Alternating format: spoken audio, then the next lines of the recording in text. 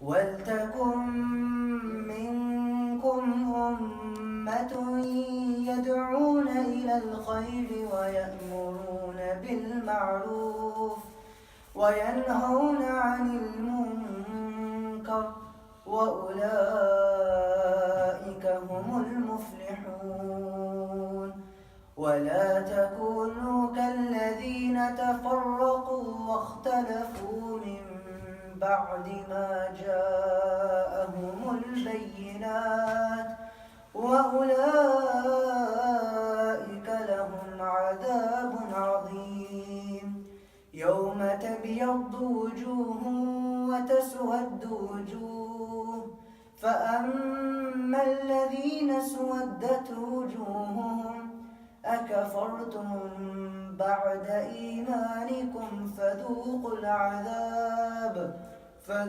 العذاب بما كنتم تكفرون وأما الذين ابيضت وجوههم ففي رحمة الله هم فيها خالدون تلك آيات الله نتلوها عليك بالحق وما الله يريد ظلما للعالمين ولله ما في السماوات وما في الأرض وإلى الله ترجع الأمور.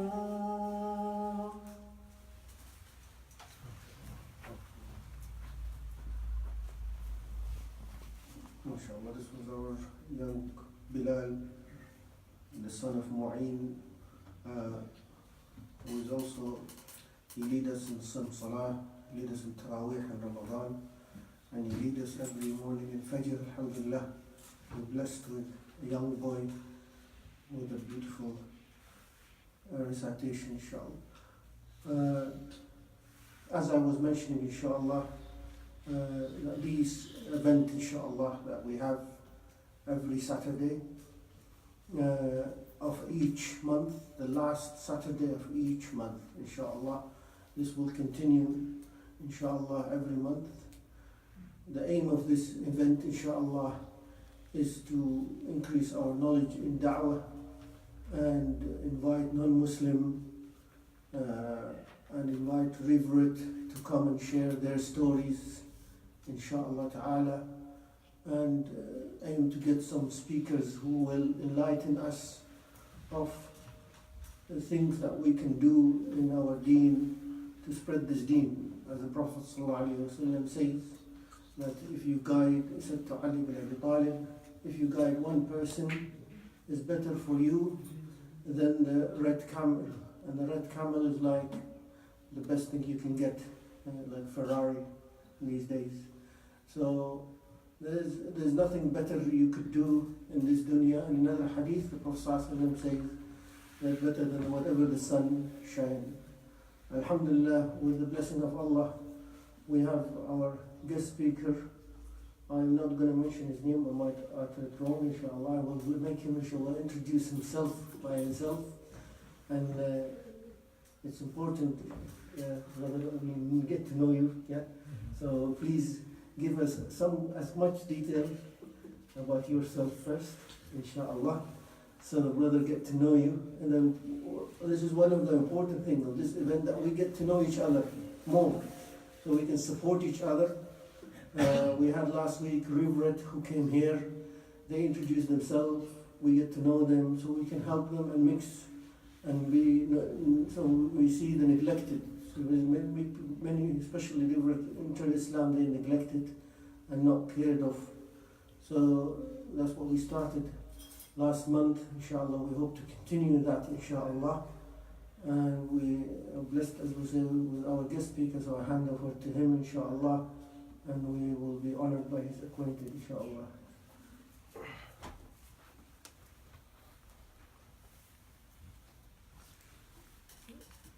You want to sit down? No, you're okay. You should. No, you can sit down. The camera's I prefer standing up. Yeah, okay. I'm more for a seat. No, it's okay. Whatever you feel comfortable, inshallah. If you feel comfortable. You want to put the computer on the table? Yeah, I think that'll be better. Yeah.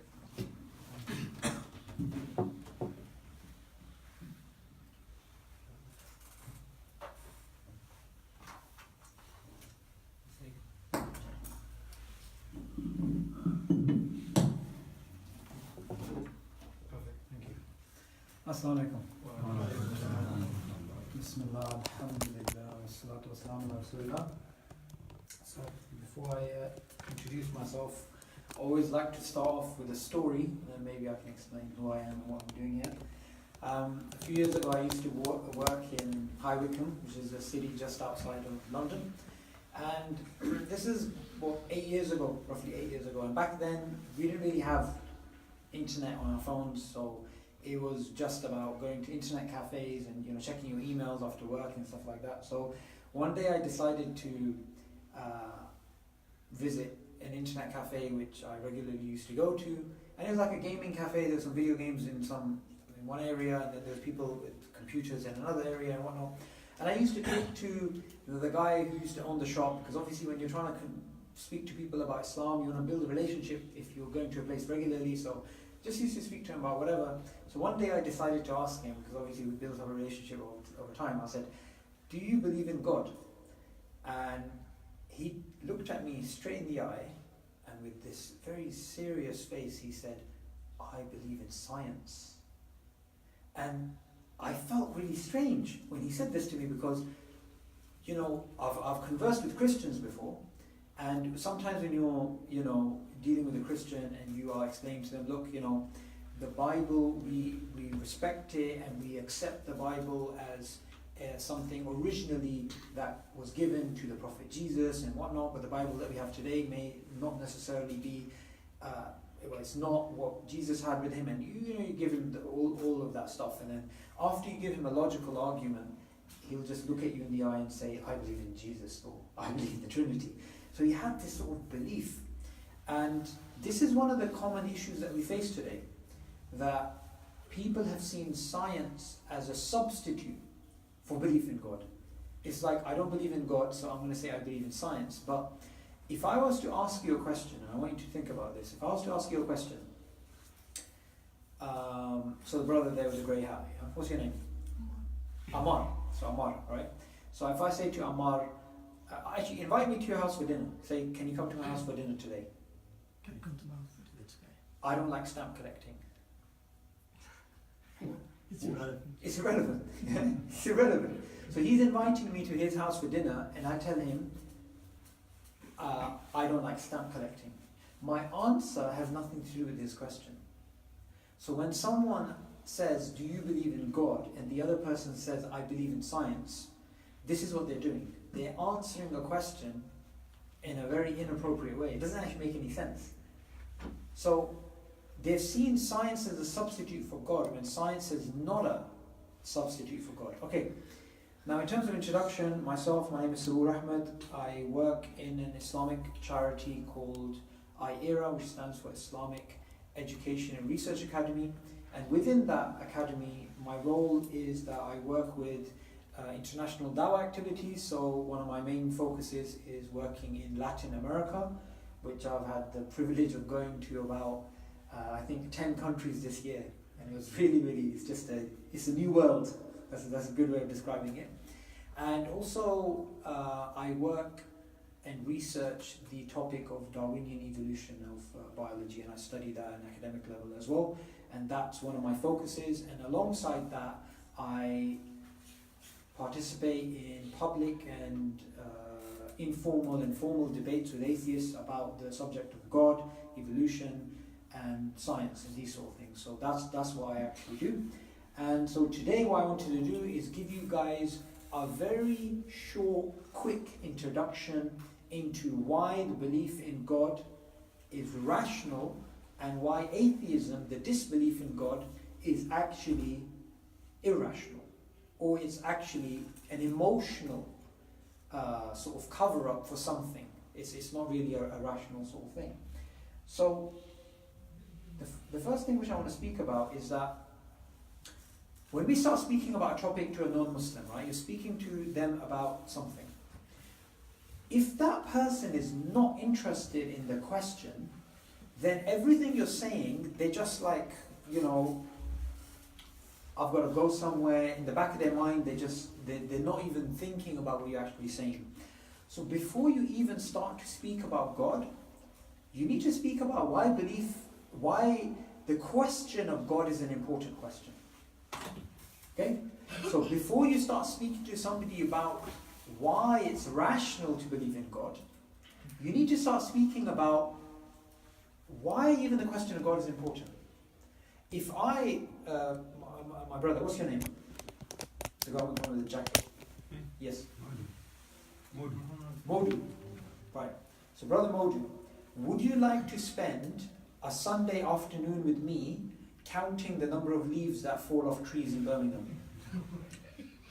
Why? Can I give you a 10-hour lecture about, or one hour lecture about the importance of counting trees that fall on Sunday in Birmingham? You're not interested, are you? So what if I'm talking about this? You're going to be like, yada, yada, yada, I heard it before. You're not interested. You're not interested. And that's one of the issues when we have people going out to convey the message of Islam. They don't set the scene for why the question is important in the first place. So we start speaking about the existence of God and why it's rational and whatnot, without speaking about, hang on, why is it important? Okay, now, why is the question of God important? This is where you're going to give me the answers. Why is it important? I'm going to start picking on people if they don't answer. Yes? You exist. You exist, okay. No, the question is, why is it important? Yeah. Why is it important to think about the question of God? Where did you come from? Because we exist, we have to think about that. Excellent. Because we exist, we need to think, what are we doing here? What's the purpose of life? Right? Good. Why else is the question of God important? Okay, say somebody doesn't believe in paradise or hell. It's a non-Muslim, right? Why is the question of God important? You have to look at it from their perspective. Why is it important? Purpose of life. Yep, purpose of life we covered, but something else as well. Morality. Morality, yes, there's that there. But what else? What are the things, or how did the things around me happen? Yeah, where did everything come from? So the first question, like the brother pointed out, is, what am I doing here? Right, which is a question some non-Muslims ask on a Friday night when they're lying down on the floor, what am I doing here? And there's also the question of, where did everything come from?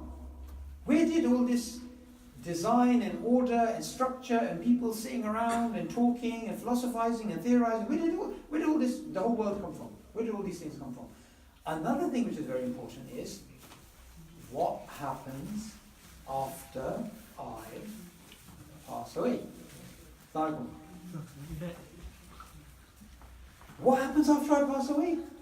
This is an important question too. Because if you are just thinking about this life and you're just focused on this life and you're focused on your education, you're focused on your job, you're focused on your marriage and your kids, and you're focused on a new house you're going to buy, when somebody asks a question about death, or reminds you about death, or reminds you about how short this life is, or reminds you about the fact that death is inevitable, automatically you start thinking about questions to do with God. Because the question is, what happens after we die? So before you even talk to a non-Muslim, it's important to set a standard. But not set a standard, it's important to set the scene for why we need to talk about God. 2,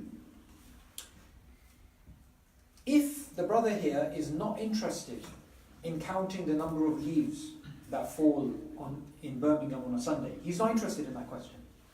However, I tell him, if you come out with me for 1 hour to count the leaves that are falling, I'm going to give you £1 billion.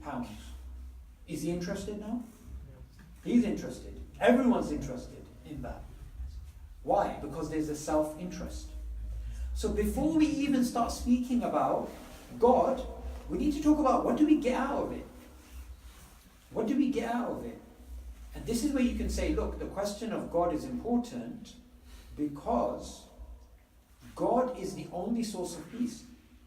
You can have everything in this life, you can have money, you can have a beautiful wife, you can have beautiful children, you can own mansions, you can own everything in the world, but you're not really going to have true happiness, because true happiness is when you have contentment and a connection with the Creator.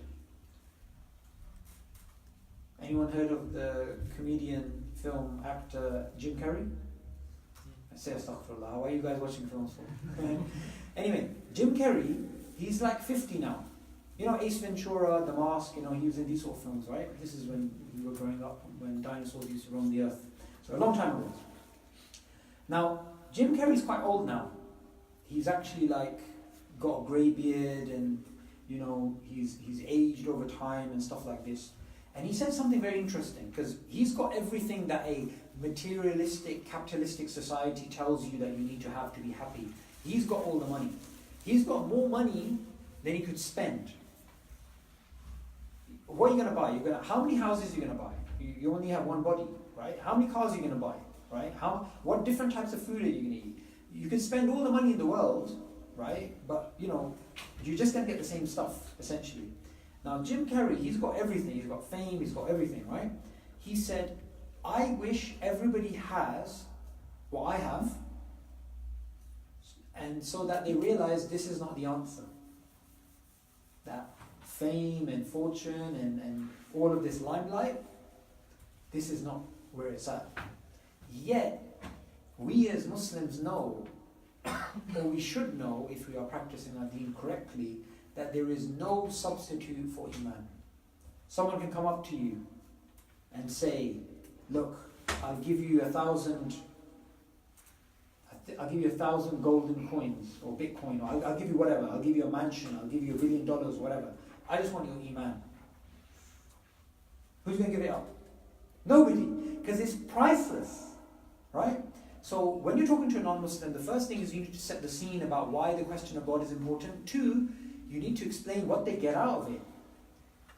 Because belief in God would lead you to having a connection with God. But disbelief in God will lead you to spiritual depression. You'll never be happy. Okay, also, if somebody says, I don't believe in God, what should our reaction be? If somebody is a non-Muslim, they say, I don't believe in God. What should our reaction be? Shocked. Shocked? Okay, apart from being shocked. After being shocked, what would you do? Yes, Sheikh. Find an answer, give him a solution. Give him a solution? Okay. Feel sorry for him. Feel sorry for him? Maybe give him some loose change? Okay. A very good question to ask is, what type of God do you not believe in? Because some people, when you ask them, do you believe in God? They say no. Then you say to them, what type of God do you not believe in? Sometimes the God that they don't believe in is a concept which doesn't make sense anyway. For example, a few years ago, I was speaking to this woman in South London, and she came to our dawah stall, and I said to her, do you believe in God? She said, I don't believe in God. I'm an atheist. So I said, okay, so as we were carrying on our conversation, she described God as a really big human being in the sky, and she had all these ideas. And I said to her, listen, that's not God.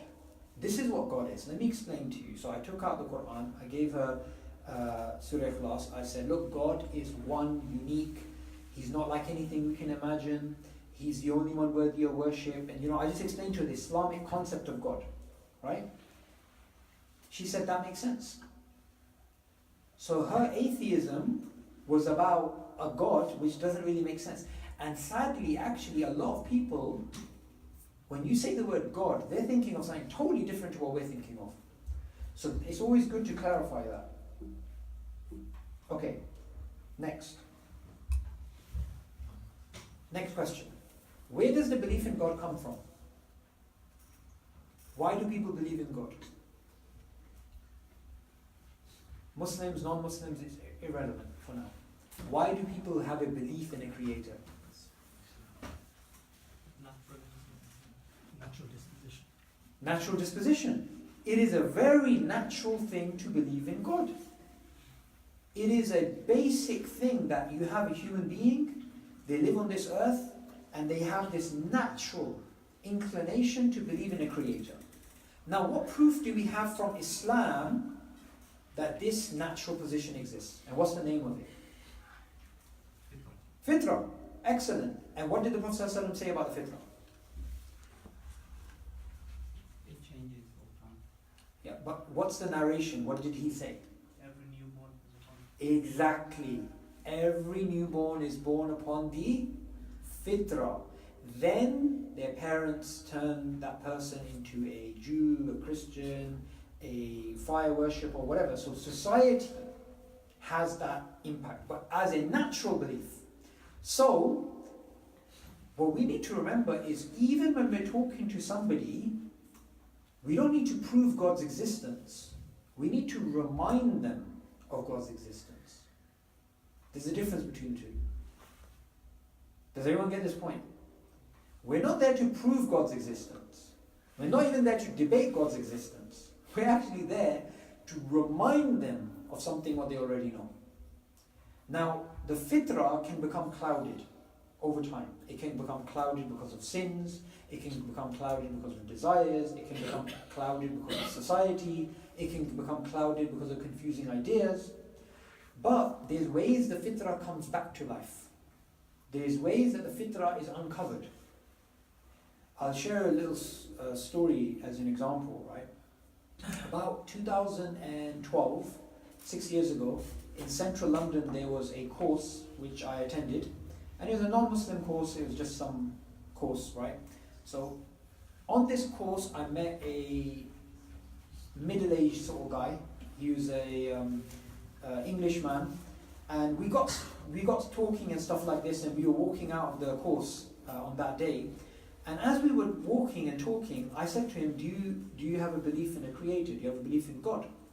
And he shared a really interesting story. He said, I used to be an atheist, and my parents also were atheists. And I grew up throughout my life with no belief at all. However, there came a point in my life where I got into some serious problems, and I was absolutely hopeless. And in that dark moment, I called upon God, and something happened and I was helped. And so I have a belief in God, but I don't really believe in religion. But I do believe there is something, there is definitely a God. I found this story really interesting because this reminded me of the verse in the Quran in which there's a human on a boat, and on this boat as they're traveling along, or a ship, and waves are coming in and they think they're going to die. What does the person do? They make their faith sincere for Allah. Even a mushrik makes his faith sincere for Allah. Even the atheists, they turn to Allah. Why? Because the fitrah is coming back to life. Which is why when you talk to somebody and you say to them, my friend played a trick on somebody. It's a trick which is actually haram, but I thought I'd share the story anyway. So one of my friends, he's a doctor, and he's actually really good in terms of his medical profession. He's got different clinics and stuff like this. He's an entrepreneur as well. And what he did is something really interesting, right? So he knows this non-Muslim guy, and he's been giving him dawah and stuff like this, right? And he comes to him for medical advice. So one day he's talking to him about God, and that guy was like, yeah, there's no God, it's all nonsense, I don't believe in any of that. And one day he said to him, by the way, you know, when I was checking out your blood sample, man, something's not right, man. You know, it might be cancer, or, you know, yeah, we need to, yeah. So he just scared him. And then, at the period in which he was scared, those days or hours or how long it was, he said to him, like, what do you think about God now? And his perspective changed totally. He was like, yeah, there may be a God, you know, and to fix up, you know, he's totally different. I don't remember exactly what he said, but he's totally different. And then he said, I'm joking, you're fine. Human beings are not fully rational. You know, there was a poet once who said this very interesting thing. He said in his poetry, or one of his sayings, that the brain is the lawyer of the heart. The brain is the lawyer of the heart. So if the heart wants to do something, the brain will try and generate reasons for it. right?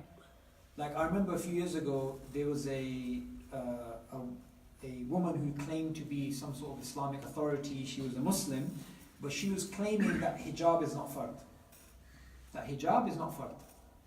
And this woman actually had a PhD in Islam. Now, if you're going to speak to that woman, are you going to give her evidence that hijab is part of Islam? You don't need to do that. She obviously knows, but she's misinterpreting it on purpose. The problem is what? The problem is not that she doesn't have evidence that hijab is part of Islam. The problem is she doesn't want to wear the hijab. And so she's manufacturing reasons.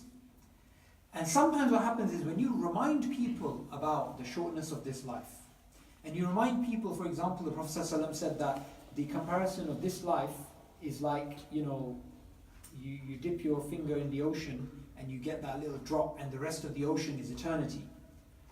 You know, when you remind people about the shortness of this life, that's when people's psychological sort of state changes, and that facilitates dawah conversations. Okay. Apart from spiritual experiences, something else which can also uncover the fitrah is sound, rational arguments. Sound, rational arguments.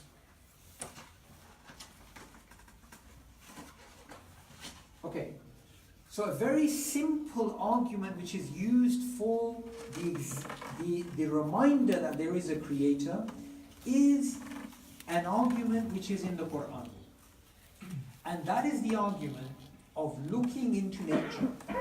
So Allah points towards the celestial objects and towards ourselves. And Allah asks us, do you not think? Do you not reflect? Do you not look at this creation around you? Now all of us here, we have mothers. And I want you to consider something.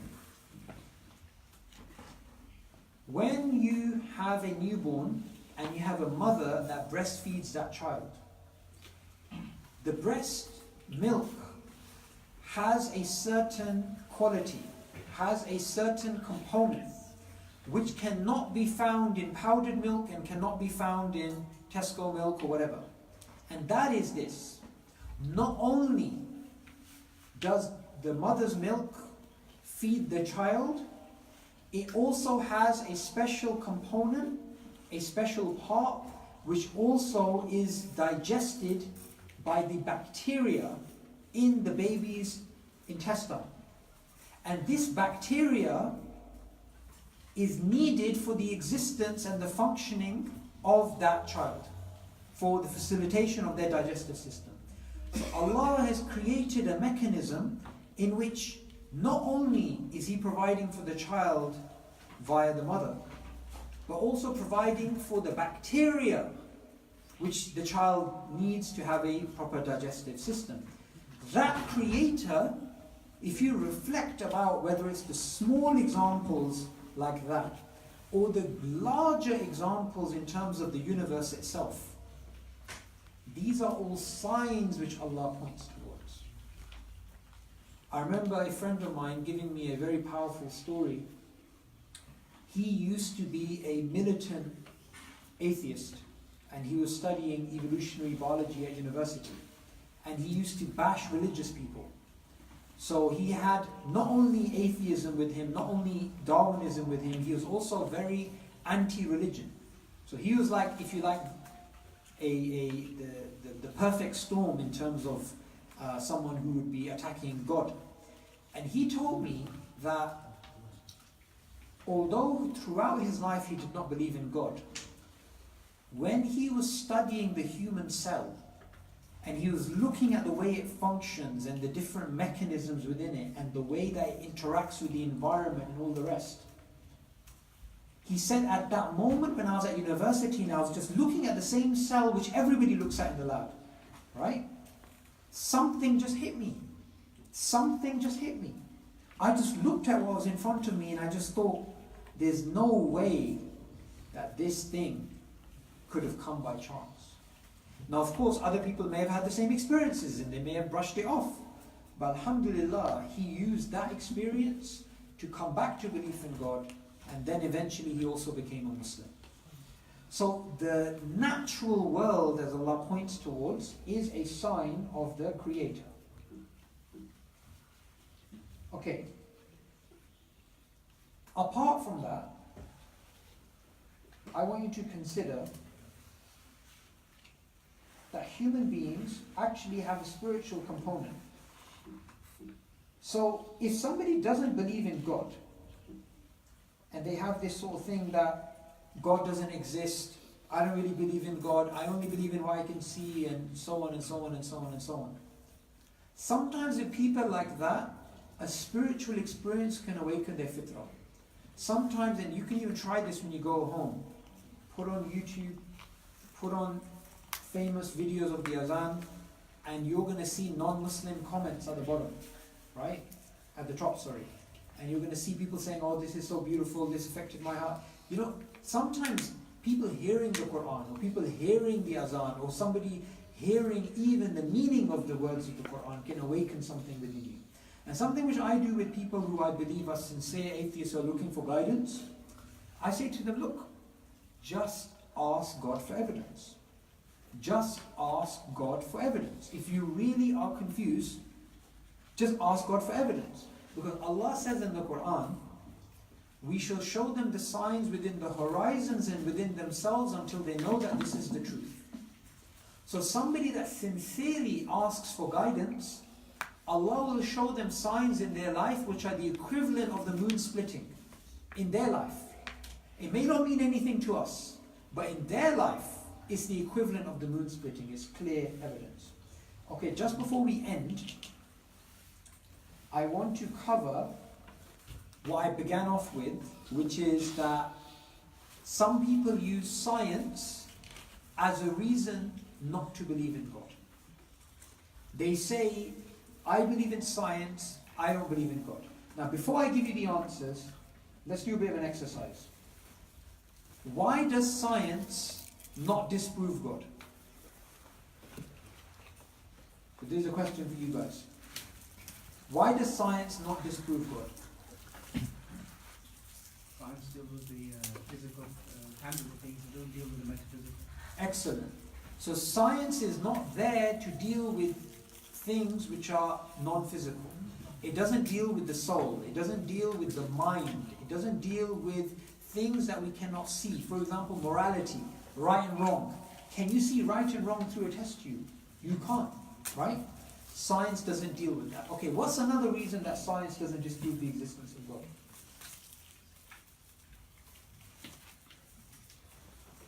Keeps on changing. Okay. Science, at best, what they have over a period of time, as they gain new knowledge, you can revise what you already know. So if something's constantly changing, how can you use it to disprove the existence of God? Okay, that's another good answer. What else?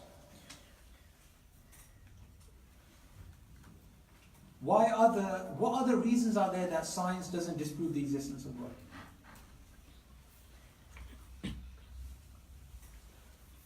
I guess because believing in God is faith. Yes. Science doesn't deal with faith. There's that, that's fine, but there's a better way of putting it. Okay, let me make it easier for you guys. What if somebody says, I only believe in things that are known through science? So I've made it a lot easier for you guys now. I only believe in things which are known through science. How do you, and a lot of people say that who are atheists, right? How do you respond to that? I mean, science deals with a probabilistic framework.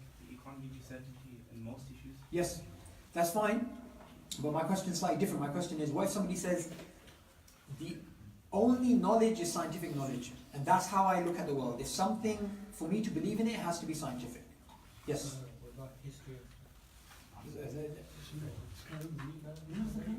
Let me go with the Sheikh first.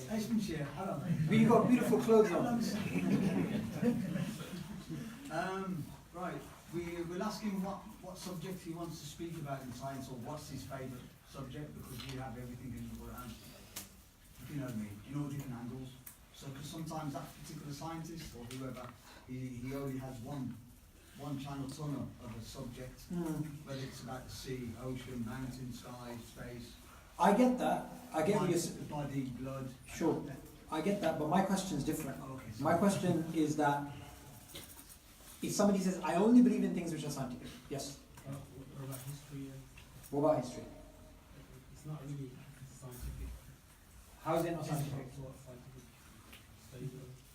It's not a physical sort of scientific study. Okay, so give me an example. You're right, but give me an example. I mean, like Roman history, just like Atheism and stuff like that. Yes.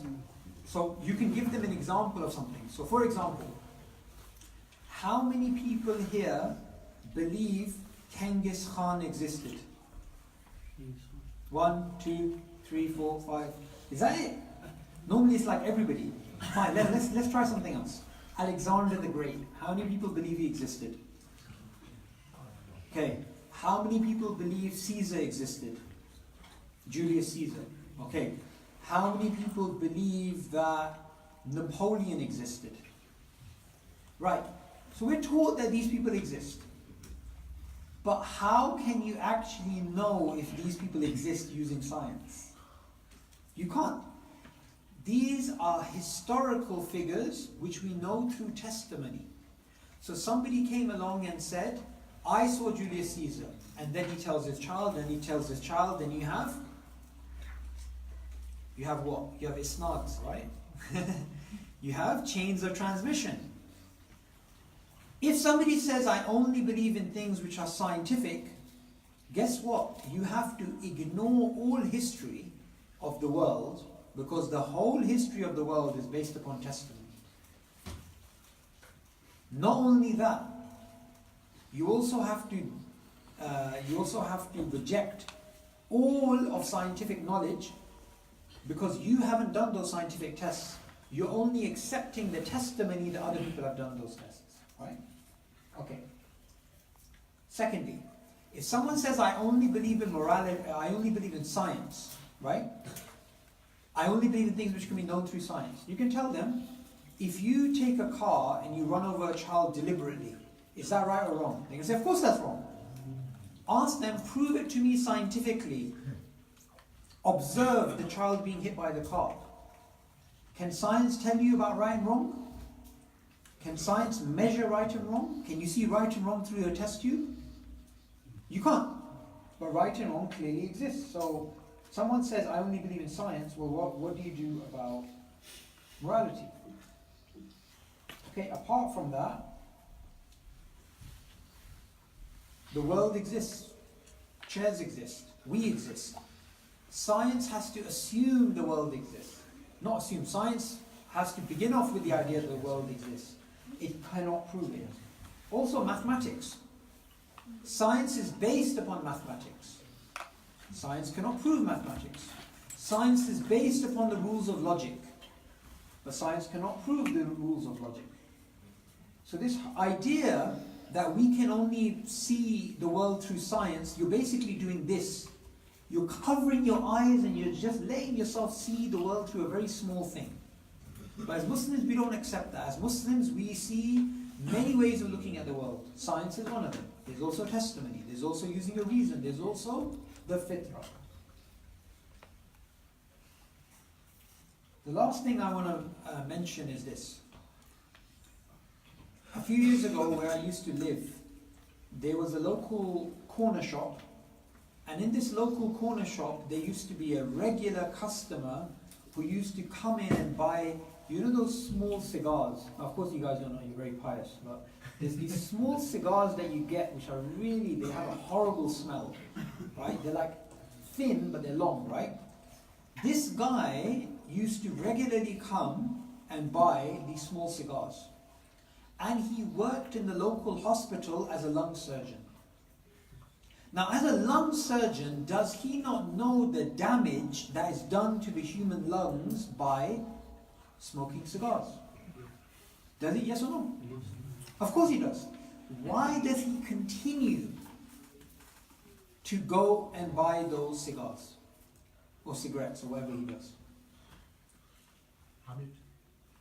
But the habit's there because of what reason? Desire. His desire. His desire. So, when you have somebody who you're giving them good reasons why God exists, or good reasons why the Quran is a miracle, or good reasons why Islam is the truth, and you've conveyed it in a correct way, sometimes the reason why they do not believe is because they want to carry on living life the way that they are living. Islam is a religion in which you have the entire world in front of you with all these desires and these things, and Islam tells you that these things are not good for you, and these things will not give you long-term happiness. And so, the attraction of atheism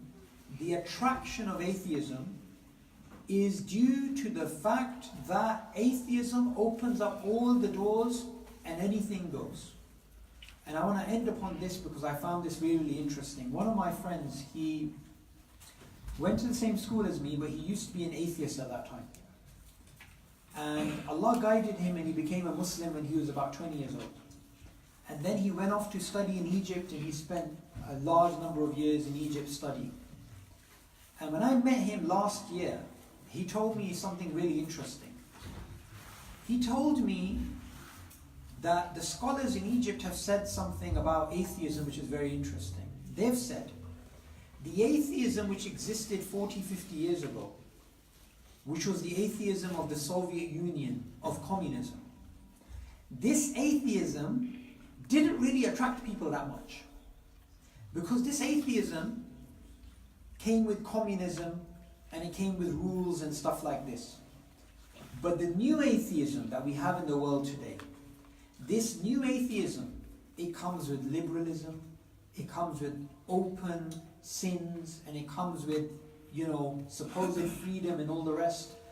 And they say this is why this new atheism is a lot more attractive and a lot more people accept it. The arguments for the fact that atheism is true, the idea that atheism is true, they're the same. They're the same arguments which existed in the 60s and the same arguments which exist today. Nothing's been added new. Nothing at all. So why is it much more attractive? Because the way it's been packaged, it triggers desires in human beings. And the fact of the matter is, human beings, we are told in the Quran that if you were to follow most of mankind, they would lead you away from the truth. In Islam, you can follow your desires, your reason, or your society. And Islam tells you to follow your reason. Not to follow desires, not to follow society, but your reason. And if you follow your reason, in line with your fitrah, you will come to a state of serenity, a state of peace, a state of connection with Allah. And if you turn away from Allah, yes, you will have this dunya, but you will not even have happiness in the dunya, and you will lose out in the hereafter. Everything good I have said is from Allah, every mistake is from myself. Jazakallah khair for listening. Subhanakallahumma wa bihamdika ashhadu an la ilaha illa anta astaghfiruka wa atubu ilaik. Jazakallah khair. And I believe there's another brother who's going to talk after me.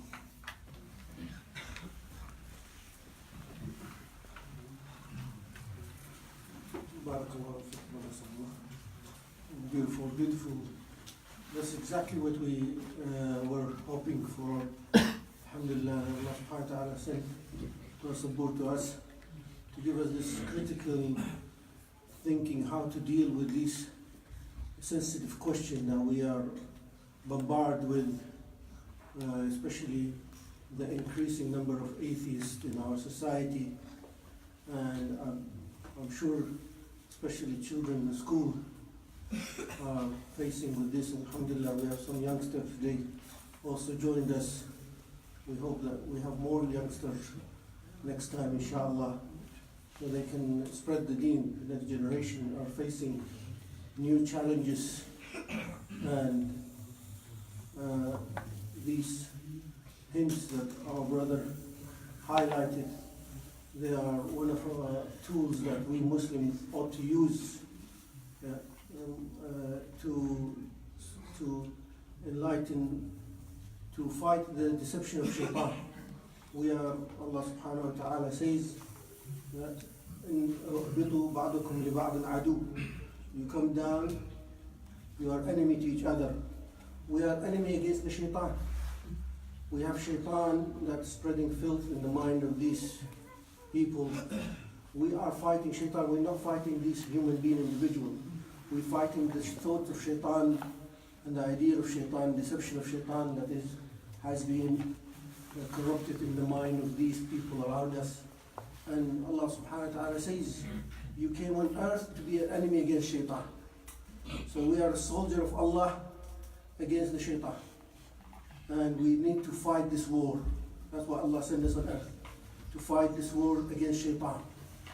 And the ideology shaitan is spreading, especially the science, and thinking that science actually disbelieve in Allah, where we've seen opposite, that many reverent actually they came to Islam through science, and great scientists became Muslim because they studied science. That's what made them to come to Islam. So it's not the case as they claim. Alhamdulillah, we pray to Allah that we have Brother Subboor more, inshallah, maybe next month, inshallah, if he's available. Allah subhanahu wa ta'ala, if you're not available, then you need to send us someone, inshallah. Inshallah. Inshallah, one of your colleagues who are, inshallah, can also. So, inshallah, our brother Bilal, he's been called to work, as he works with agency, he's been called to work. We were hoping our Bilal from Germany come and have a talk on how is his journey to Islam. But we have a brother there. I know him, he's a very shy brother. But alhamdulillah, inshallah, he's here. You can talk to him, inshallah. We can learn from him one-to-one about experience, how he entered Islam and what hardship, and we can, inshallah, learn. Wallahi, we learned last week from Reverend a lot, and I'm sure we can learn from any brother. So there's our brother Reverend, we have a brother Samir there in the back, as well as shy brother. We have two, yeah. So, but he is welcome to. We need to mix with this Reverend, learn how their journey to Islam, and take them as an example when we make da'wah to non-Muslims. So, brother, I know a Reverend, brother who embraced Islam, he might help you. So we can refer them to our Reverend brother. Allah subhanahu wa ta'ala chooses, he chose messenger from his own people.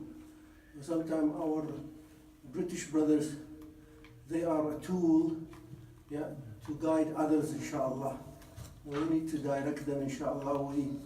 Brother Samir is trying to gather all the Reverend together and make this like a system that we can use these brothers, inshallah. So we will meet, inshallah. We try to get them. They were very busy today, but we'll try to get them next time, inshallah. The last week in December, the last Saturday in December will be, inshallah, the 29th of December. It's a holiday as well. Through the holiday, we hope to get more children, inshallah, next weekend. And we need to really teach our children how to spread the deen in school. I know a little girl of 7 years old, she guided another girl to Islam. And the other girl, she's Hindu, she's wearing a scarf even, behind her mom. So even a 7 years old can do da'wah, wallahi. No joke. It's among one of our girls in our madrasa. So don't underestimate children. They sometimes can do great work in school. So we hope to have because it's holiday, we hope to invite more children, inshallah, and make it an event. This 29th, a special event for children. And inshallah, we hope either Brother Subboor or someone else, inshallah, be here, inshallah. Inshallah. If you have any question, please, we have a 10-minute question and answer, and then we have tea and coffee and cake. There's a lovely cake as well in the back, chocolate cake as well, strawberry cake. So let's have 10-minute question and answer, and then we'll go to the tea and coffee. Anybody got any question, brother, before he goes, before that treasure goes, let's get him to enlighten us with any questions. Brother, thank you for your talk. It was very interesting and very informative. Yeah. The question I want to ask is, because you talk mainly about atheists, somebody who doesn't believe, how you trigger some kind of discussion between the two. So now, what of somebody who has Christian or another religion background, like Hinduism or Jews? How do you start something with them, especially in an office environment whereby it's a colleague sort of? So you share the same environment, office environment, but it's a different belief. He doesn't believe in Islam. Yeah. And he believes in other these religions, but he doesn't practice that much. He's young, 25, 30. How do you start something? Discuss something with them. So when I used to work in an office, the first thing is obviously you need to have that passion to share the message, which mashallah you do, that you want to pass on the message. But practically the first constraint you're going to come across is that you're not actually allowed by law to preach religion in offices. You could lose your job like that. So you have to do it in a very intelligent way. The way that I tried to give dawah in an office environment was actually by just being super nice. And you have this office area where people come and they put stuff, for everybody to eat, like donuts and stuff like that. So I used to buy stuff like that. Used to, just try and be a good person, try and, have influence. But one-to-one, when you build up a relationship with people, and when Ramadan comes, they ask you a question, you can use that. When somebody asks you to link it to Islam. Yeah? And we have a dawah training course. If you go online and you put Ayira dawah training course, you have a dawah training course about how to convey the message of Islam. But outside of the office, you always start off with God. Because it doesn't matter whether they think negatively of Islam. Even if they think we're terrorists, even if they think that we're this, we're that, we don't need to clarify misconceptions. We just need to bring them to God. Because once they come to that, then Islam comes very naturally. Yeah? And there's many dawah training courses in which they teach people, if somebody says this, then you teach them, you say this. If someone says this, and you have sometimes some courses which exist are like 3 weeks long, where somebody says, why in Islam does a woman get half the inheritance that a man gets? And there's like all this answer. But the reality is that if they believe in Allah, and Allah said this, then that's it. It doesn't matter whether they understand the wisdom behind it. Always just direct conversations to their belief in God, and like I said in the beginning, set the scene. Speak about how short this life is, and also the fact that there is no happiness in this life unless you have a connection with Allah. Yeah, and I find that is the most, I think, underused way of promoting Islam. We sometimes run to, there's this miracle in the Quran, there's this, there's that, but we forget the foundational issues. The Quran, especially the first verses which were revealed, were about the Day of Judgment, the shortness of this life, the direct things about why do you worship other than Allah. But in our dawah, we don't do that. We sometimes go to other things. We should focus in on that. And one of the things which is really, really big, and which is why I think Christian evangelism is very successful. A lot of people make fun of Christian evangelism, or no one converts to Christianity, whatever. Actually, it's not. Christianity is the fastest growing religion in the world. Islam is the fastest growing because of birth rates.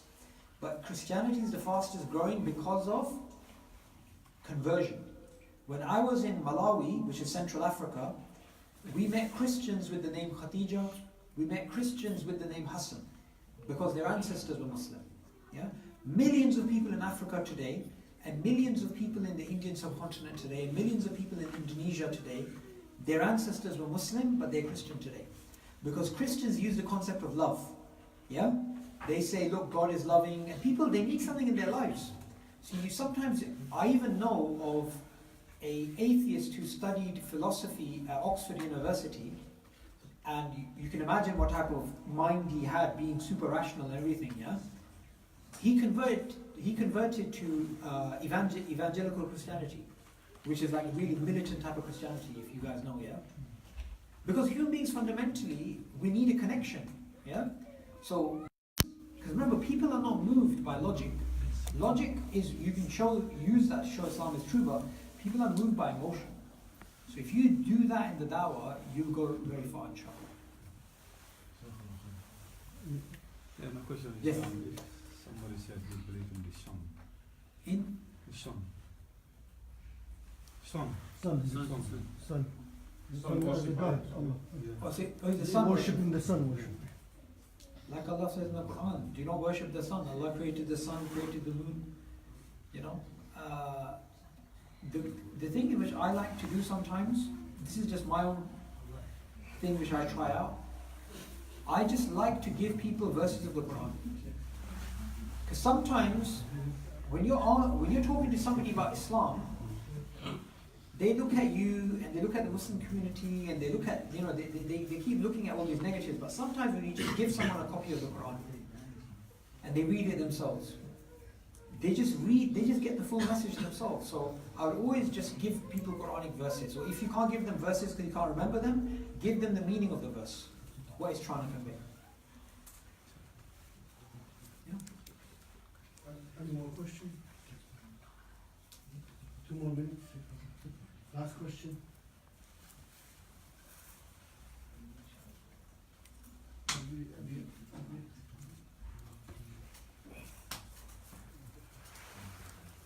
I have one question. Many of the people that say, I accept Islam, but I've got fear because of the society and my family. How do we help them to overcome that fear? Okay, Jazakallah khair, that's a really good question. And I'm glad you asked that because that's one of the main problems people actually have. And just as the Shaykh said, non-Muslims sometimes realize Islam is true, but they're worried about their family.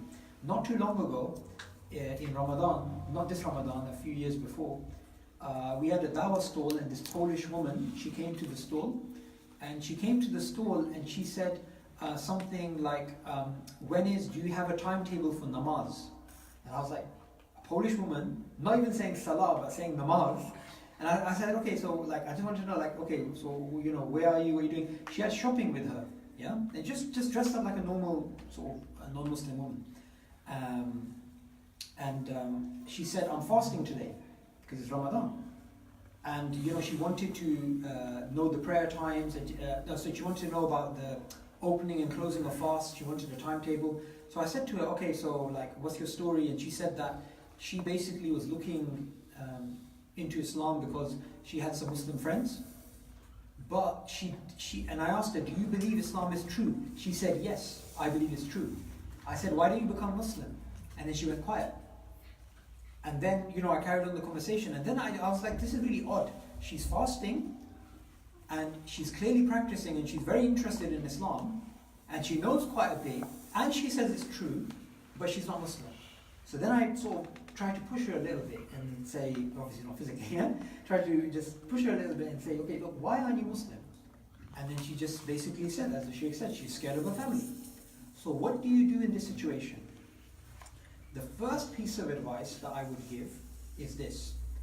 Look at what other converts or reverts have said has helped them. Every situation is different. Never to a new Muslim should you tell them what to do. Just give them options. Yeah.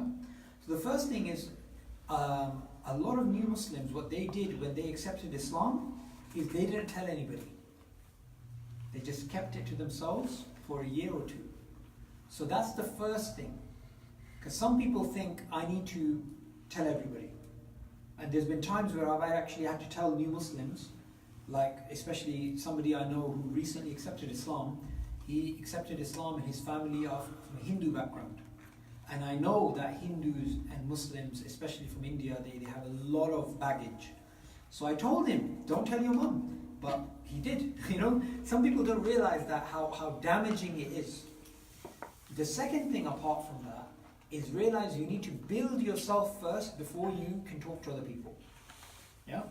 So if you just barely accepted Islam and you don't even know your basics, and you try and speak to your parents and they say something, they might put a doubt in you.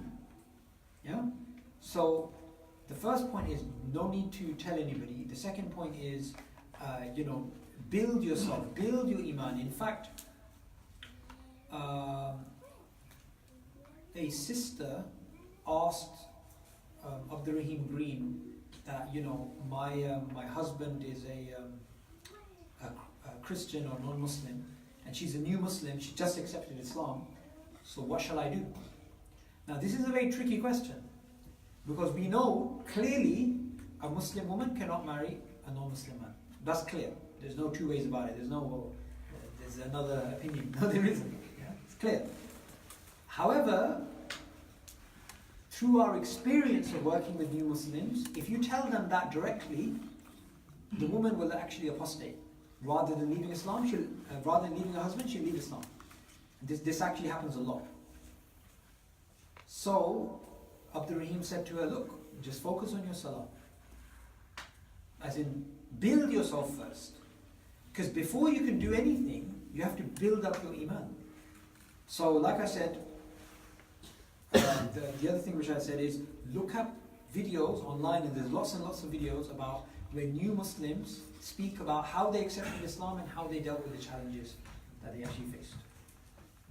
Sometimes we have to realise that, from my life experience, and we know that he wants to become Muslim, we need to make sure we tell him to become Muslim at that time and moment. Yes. Because we don't know whether we're going to die or not. Absolutely.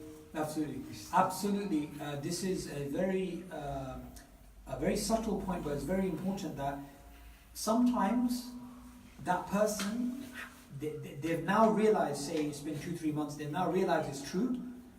You didn't actually have to ask them. You know, the old saying, if you don't ask, you don't get. Because some people, they just keep delaying it. I mean, I know of people that prayed for an entire year and they fasted the full month of Ramadan, but they still didn't take Shahada. Although they were saying the Shahada in Salah, but they formally didn't accept Shahada, to take Shahada. Sometimes you have to say, look, life's short, you may not get home tonight, you may die in an accident. Yeah? You may discover tomorrow you have cancer. So get people there and then, if they believe it to be true, it's good to sort of create that sense of urgency. Yeah? Okay? Excellent. Jazakallah khair.